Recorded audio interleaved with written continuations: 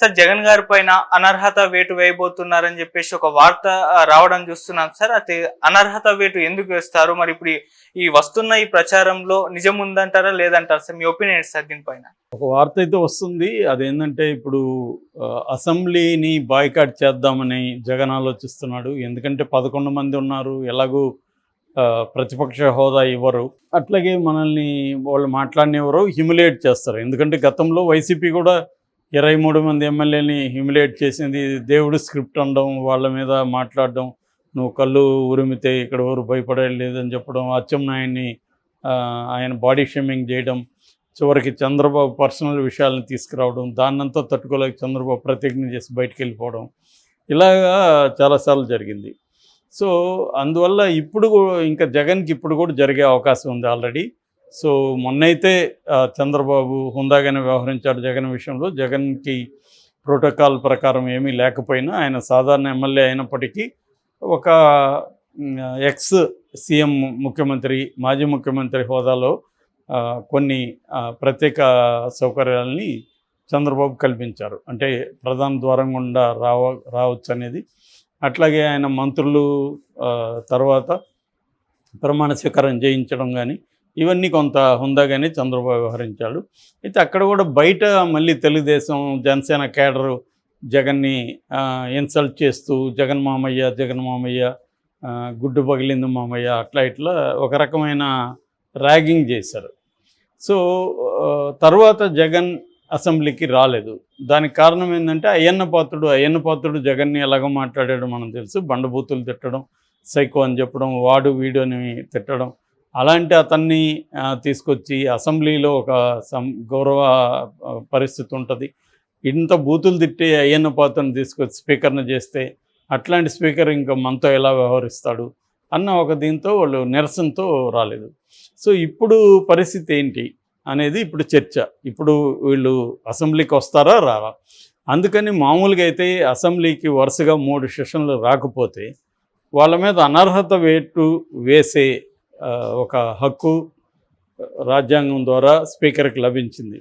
అయితే జనరల్గా ఇప్పటివరకు అలాంటిది ఎక్కడా జరగలేదు. వరుసగా 3 సెషన్లకు రాని వాళ్ళు బోల్డ్ మంది ఉంటారు. మనకైతే బాలకృష్ణ ఎప్పుడు వచ్చాడు అసెంబ్లీలో? బాలకృష్ణ కనపడ్డు. అట్లాగే చంద్రబాబు బయటికి వెళ్ళిపోయాడు, ఆయన సెషన్లకి రాలేదు కదా. అలాగా అనుకున్నప్పుడు వీళ్ళందరి మీద కూడా పడాలి కదా. అది బాలకృష్ణ మీద ఎప్పుడో అనర్హత పడి ఉండాలి. అట్లా బోల్డ్ మంది ఉంటారు. పార్లమెంట్కి కూడా సచిన్ లాంటి వాళ్ళు ఎప్పుడు వెళ్ళలేదు. సచిన్ టెండూల్కర్ రాజ్యసభకి అనుకుంటే ఇట్లాగే చాలామంది ఉన్నారు అలాగా. సో అందువల్ల దాన్ని ఒకవేళ ఉపయోగించుకుందామని తెలుగుదేశం చూస్తున్నట్టుగా కనబడుతుంది. ఉపయోగించుకొని వీళ్ళ మీద అనర్హత వేటు వేస్తే వీళ్ళకి తెక్క కుదురుతుంది. అంటే వాళ్ళని ఫోర్స్గా అసెంబ్లీలోకి రప్పించి వాళ్ళని హ్యూమిలేట్ చేయాలి, వాళ్ళని రానికుండా కుదరదు, మీరు ఖచ్చితంగా రావాల్సిందే, రాకపోతే మేము అనర్హత వేటు వేస్తాం అన్న ఒక ప్రచారాన్ని ముందుకు తీసుకొస్తున్నారు. సో ఒకవేళ అలా అనర్హత వేటు వేస్తే కోర్టుకు పోయే అవకాశం ఉంది. గతంలో కూడా స్పీకర్ విషయాల్లో కోర్టుకు వెళ్ళినప్పుడు స్పీకరు మేము ఆ విషయాల్లో జోక్యం చేసుకోం, స్పీకర్కి కొన్ని ప్రత్యేకమైన అధికారాలు ఉంటాయి, దాంట్లో న్యాయ వ్యవస్థ జోక్యం చేసుకోకూడదు అనేది కొన్నిసార్లు చెప్పింది.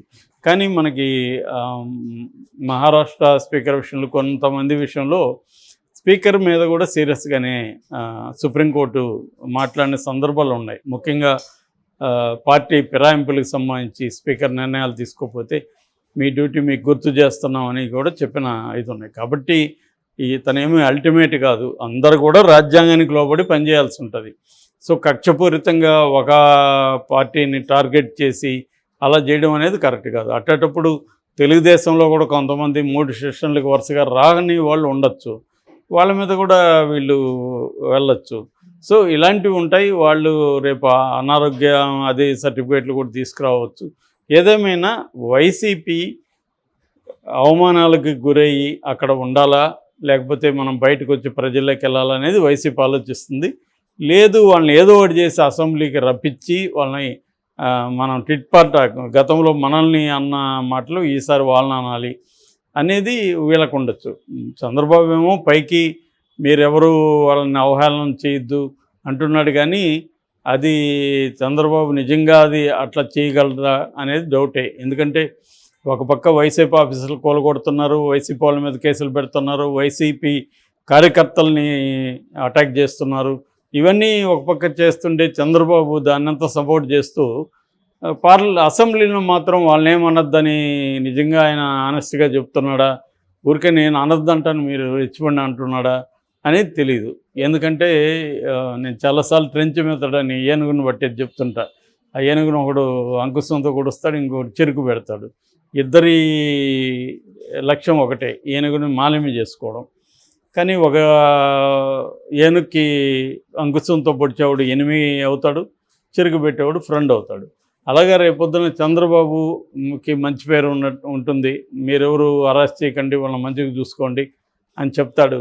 కానీ కొంతమంది మంచిగా చూసుకోరు, అవహేళన చేస్తారు, ఎగతాళి చేస్తారు. ఆల్రెడీ రఘురామకృష్ణరాజు మొన్న ఎగతాళి చేశాడు కదా జగన్ని. సింహం లాంటి ఒక ఆయన తను సింహం అనుకున్న ఆయన తన పేరు చెప్పకుండా పారిపోయాడని చెప్పాడు. ఆల్రెడీ మరి అవహేళన చేసినట్టే కదా. సో ఇలాగా రేపొద్దున ఖచ్చితంగా చేస్తారు. కాకపోతే వైసీపీ వైపు నుంచి ఆలోచించినప్పుడు ఖచ్చితంగా అవహేళన చేసినా, వీళ్ళని మాట్లాడనివ్వకపోయినా తమ వాయిస్ని వినబడేట్టుగా అసెంబ్లీ రూల్స్ను ఉపయోగించుకొని చేయాలి. గతంలో జయప్రకాష్ నారాయణ ఒకడే ఉన్నప్పుడు కూడా ఆయన అసెంబ్లీలో ఉన్న రూల్స్ని అవన్నిటినీ ఆయన క్షుణ్ణంగా అర్థం చేసుకొని వాటిని ఉపయోగించుకొని తనకి ఎక్కువ టైము వచ్చేట్టుగా చేసుకోగలిగాడు. కాకపోతే ఇక్కడ రూల్స్ ఎవడు పాటిస్తాడు? అందరూ పాటించరు కదా. ఈయన విషయంలో కొంత వాళ్ళు అలో చేశారు. అదే రేపొద్దున రూల్స్ ప్రకారం మేము వెళ్తాం, మాకు ఇంత టైం ఇవ్వండి అంటే ఇవ్వకపోవచ్చు రేపు. పైగా అయ్యన్న పాత్రుడు అక్కడ మనకు తెలుసు ఎట్లా ఉంటాడు. సో అయ్యన్న పాత్రుడు రేపొద్దున బూతులు తిట్టి కూర్చోండి అని చెప్పచ్చు. కాబట్టి ఇలాంటివంతా ఉన్నా కూడా వీళ్ళు ఖచ్చితంగా అసెంబ్లీకి వెళ్ళాలి. ఎందుకంటే 40% ప్రజలు వీళ్ళకి ఓట్లేశారు. సో వీళ్ళకి టెక్నికల్గా ప్రతిపక్షం ఉన్నా లేకపోయినా ఖచ్చితంగా వాళ్ళు పొలిటికల్గా ప్రతిపక్షమే. కాబట్టి ప్రజల తరపున సమస్యల్ని చర్చించడం, వాయిస్ని వినిపించడం అనేది అసెంబ్లీలో కూడా వీళ్ళు చేయాలి. ఒకవేళ వాళ్ళు హ్యూమిలేట్ చేసినా, వీళ్ళని మాట్లాడనివ్వకపోయినా అప్పుడు ప్రజల్లోకి ఆ విషయాన్ని తీసుకెళ్ళాలి. ఇట్లా మమ్మల్ని మాట్లాడనీయట్లేదు, ప్రజల ఇష్యూస్ని చర్చించడానికి వాళ్ళు అలో చేయట్లేదు, కాబట్టి మేము ఇంకా అసెంబ్లీకి పోయి టైం వేస్ట్. సో మేము ప్రజల తరపున ఉంటాం, మీ ఇష్యూస్ తరపున ఎక్కడికక్కడ పోరాడతామని చెప్పి వీళ్ళు వెళ్ళి పోరాడాలి. సో అది జరిగినప్పుడు ఖచ్చితంగా వైసీపీకి మంచి పేరు ఉంటుంది. వీళ్ళు కనీసం మనకి అండగా నిలబడ్డారని వాళ్ళు అనుకుంటారు. ఎందుకంటే చంద్రబాబు ఎట్టి పరిస్థితుల్లో కూడా ఈ సూపర్ 6 పథకాలని యాజ్ ఇట్ ఈజ్గా అమలు చేయడం కష్టం.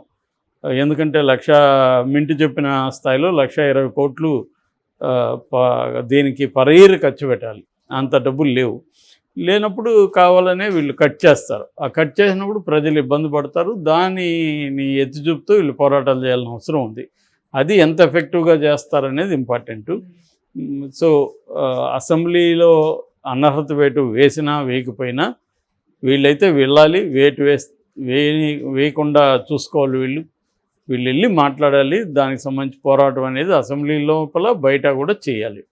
అది వైసీపీ ముందున్న కర్తం. జగన్ కూడా అదే ఆలోచిస్తున్నట్టుగా మొన్న అతని మాటలో తేలింది. మనకి మాట్లాడడానికి వాళ్ళు ఒప్పుకోరు ఎవరు, బట్ మనం వెళ్దాము, ఒకవేళ అక్కడ కుదరినప్పుడు ప్రజల్లోకి వెళ్ళి మన ప్రజలకు తెలియజేద్దాం అనేది జగన్ చెప్పాడు. సో వైసీపీ వ్యూహం అసెంబ్లీని బాయ్కాట్ చేయడం అన్నట్టుగా ఇప్పటికైతే ఏం కనిపించలేదు. అసెంబ్లీకి వెళ్ళాలి, అవమానాలు చేస్తే గురవుదాం, ధైర్యంగా ఎదుర్కొందాం అనేది జగన్కు ఉంది. ఎందుకంటే గతంలో కూడా ఈ అవమానాలు పొందారు జగన్ వీళ్ళందరూ, ఇప్పుడు కూడా చేస్తారు. ఎందుకంటే ఇంకా ఘోరమైన సీన్లు మనం చూడలేదా? తమిళనాడు లాంటి రాష్ట్రాల్లో, బీహార్లో ఇంకా కొట్టుకోవడం, జుట్టు చేసుకోవడం. ఆమె ఒకసారి ప్రతిజ్ఞ కూడా చేసింది జయలలిత. ఇంకోసారి జయలలితని కరుణానిధిని అర్ధరాత్రి ఎత్తుకుపోవడం,